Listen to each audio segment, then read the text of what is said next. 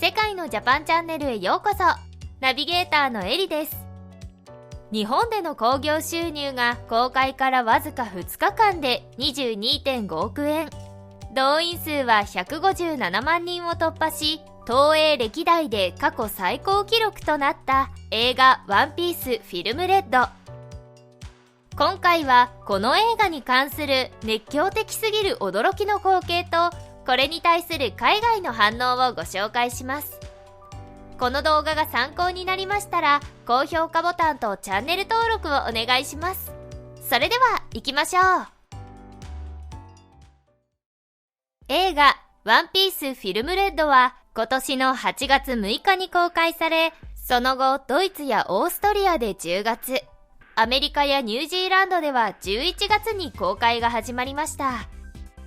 そんな中、他国に先駆け、日本の公開からわずか4日後の8月10日に公開されていたのが、日本アニメファンの割合が世界一多いとも言われるフランス。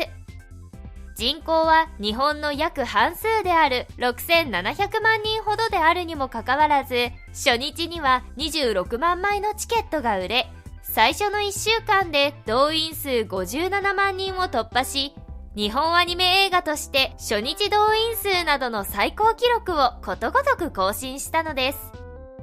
しかし、数々の輝かしい記録を打ち立てた一方、この映画上映後、フランスのパリジャンや BFM-TV などの大手を含む複数メディアが、映画の内容とは関係のないあることを大きく取り上げる事態となったのです。まずはメディアが取り上げた映画館の様子をご覧ください。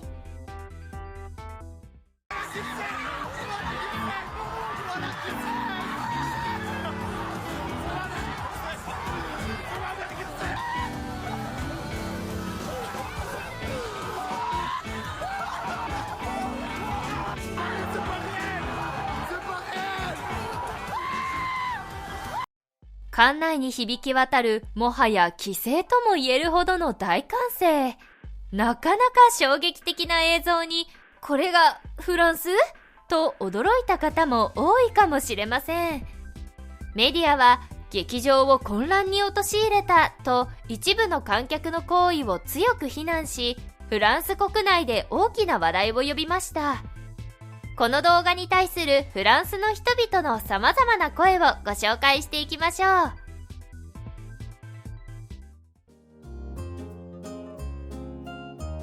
海外の反応。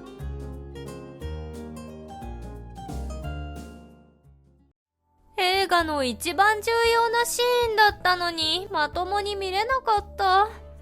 こんな空間にチケット代を払ったなんて本当に悲しくなったよ。自分が見た映画館でも大騒ぎだった。チケット代を返してほしいね。なんで最近のアニメ上映はこんなことになってしまったんだ。はっきり言ってうんざりしてる。音は聞こえないし、世界に恥がさらされてしまう。フランスの映画館はしっかりしてくれ。映画館の責任じゃないでしょう。もうアニメの上映を禁止にするしかないよ。なんだと？それはそれで大騒ぎだぞ。あなた暴れてた口でしょ？いい加減にしてよ。こういうことが続くとアニメのコミュニティ自体が批判されてしまうのよ。自分は人口5万人くらいのフランスの平均的な都市で見た。満員だったけどみんな静かに見てたよ。僕の街もそうだった。拍手や歓声くらいはあるけど、それでも基本は常に礼儀正しかったよ。この映像は治安の悪いほんの一部の地域の光景だろう。多くのフランス人はこの動画が日本に知られることはないと考えていただろう。だが遅いぞ。日本人にもバレてバズってしまったようだ。日本でバズってるツイートによると、熱狂的と捉えられてるらしい。ありがとう。本当に日本人が寛容な人々でよかったと思う。そのツイートを覗いてみたけど、批判的な声は少なくなかったよ。さすがの日本人でも驚くレベルなんでしょこれは。映画を静かに見るのってそんなに難しいか？これは教育の問題だと思うんだ。呪術廻戦ゼロの時にもあんなに問題になったのにね。まだ懲りてない人たちがこんなにいるとは。一体何が問題なんだ？あんなに盛り上がりながら映画が見れるのってすごくないか？この国の人たちは愚痴が多すぎる。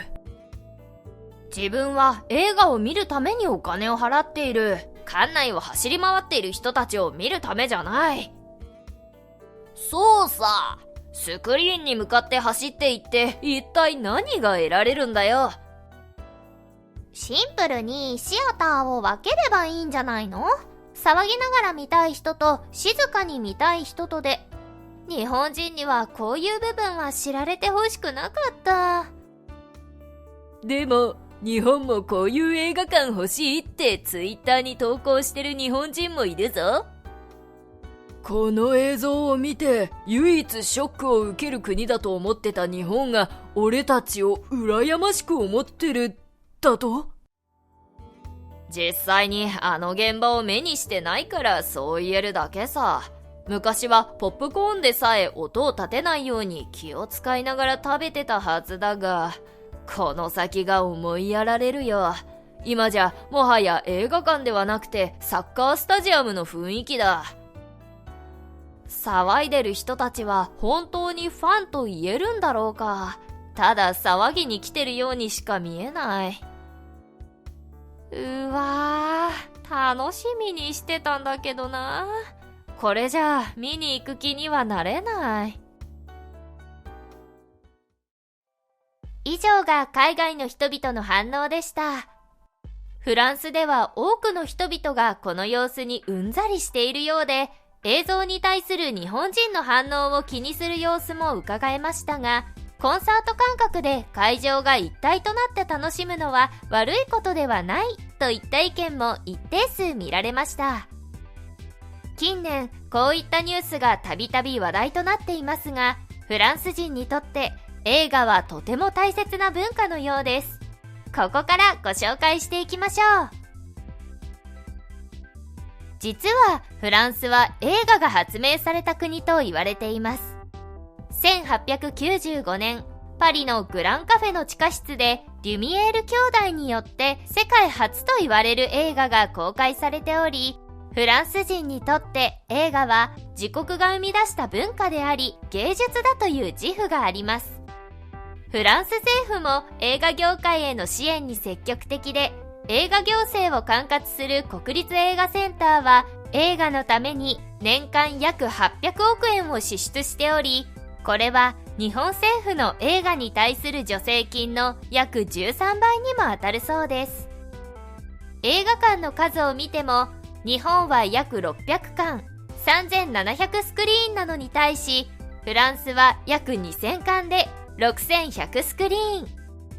上映されるジャンルはアート系からドキュメンタリー、往年の名作からハリウッドの大作まで多様な作品が揃っており、幅広い世代に愛され続けている大切な場となっています。黒澤明や小津安二郎などのクラシックな日本映画も人気なんだそうですよ。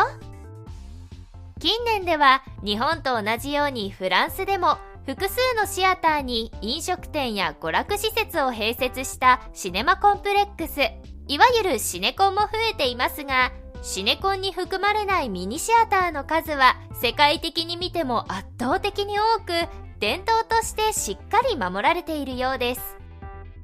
フランス人がいかに映画館という場所を大切にしているか感じられる例を2つご紹介しましょう。1つ目は1912年創業の映画館ルミノール。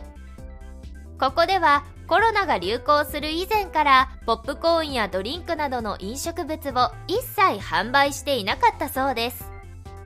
現在のようにシネコンが増える前の80年代後半に映画を楽しんだ60代の人々は、映画館は純粋に映画だけを楽しむ場所であり、食べ物の匂いや食べる音は必要ないと考えている人がほとんど。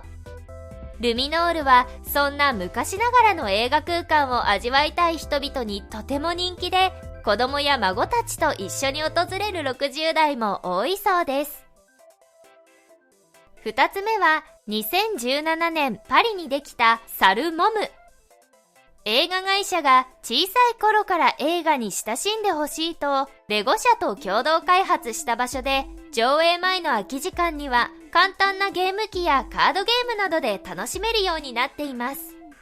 スクリーンへの扉を開けると、館内の絨毯や壁はレゴ模様に飾られていて、ロッククライミングのように登って遊べる通路やレゴブロックで遊べるスペースもあり、座席には色とりどりなクッションやマット、ソファーが並べられて、リラックスした空間で楽しめる雰囲気となっています。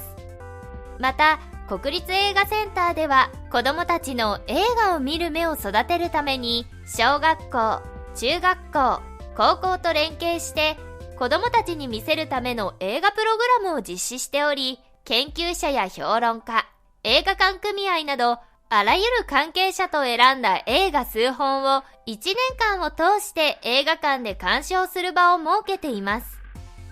小さな頃から映画を楽しみ、感想を言葉にして話すことで、将来を担う子どもたちの鑑賞眼や批評力を伸ばすことを目的としているそうです。ちなみに、遊び場たっぷりのサルモム映画館も含め、上映前には係員が子どもたちに向け、映画が始まったら遊んではいけません。おしゃべりもいけません。ちゃんと映画を見ましょうね。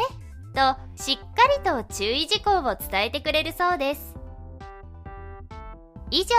フランスの映画事情についてお伝えしました。これらの情報を踏まえると、今回ご紹介したワンピースフィルムレッド上映時の様子は、やはりごく一部の人々によるもので、フランス人のほとんどがその行動を非難しているであろうことが伺えました。今年3月にパリで行われた劇場版呪術廻戦ゼロの試写会でも、服を脱いで踊り出す観客が話題となり、他にも僕のヒーローアカデミア、